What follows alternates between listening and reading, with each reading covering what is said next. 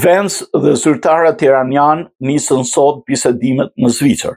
Zëvendës presidenti amerikan J.D. Vance po zhvillon të dielën një takim me zyrtarët më të lartë iranian, ndërsa shtëpia e bardhë përpiqet zgjerojë marrëveshjen e përkohshme për t'i dhënë fund luftës me Iranin i arritur mes dy palëve javën e kaluar. Vance po zhvillon bisedime me kryetarin e parlamentit iranian Mohammad Bagher Qalibaf dhe ministrin e jashtëm Abbas Araghchi në një resort malor zviceran pranë liçenit të Lucernës. Në takim marrin pjesë ndërmjetësues nga Pakistani dhe Katari.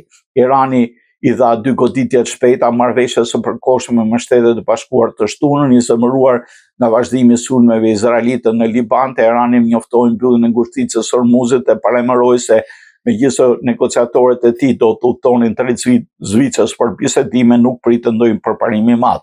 Delegacioni amerikan synon të angazhojë Iranin në negociata të qëndrueshme mbi programin e tij bërthamor, për cilin ekzistojnë shqetësime që mund të ketë përdorim ushtarak, akuza që Teherani mohon. Vence synon gjithashtu të sigurojë një angazhim iranian për mbajtjen e hapur të ngushticës së Hormuzit, korridori strategjik detar përmes së cilit kalon rreth 1/5 e naftës botërore. Megjithatë, konflikti i përsëritur në Liban mes Izraelit dhe militantëve të Hezbollahut, të mbështetur nga Irani, vazhdon të kërcënojë përpjekjet amerikane për të siguruar lëshime nga Teherani në lidhje me programin bërthamor dhe për të garantuar lirinë e lundrimit në Hormuz. Pyetja që kemi përpara tani është se sa më shumë mund të arrijmë së bashku, a mund të japim një kapitull të ri, deklaroi Vance në momentet e tij të shkurta në fillim të bisedimeve, të cilët janë pak gëzuar si samiti i liçenit të Lucernës.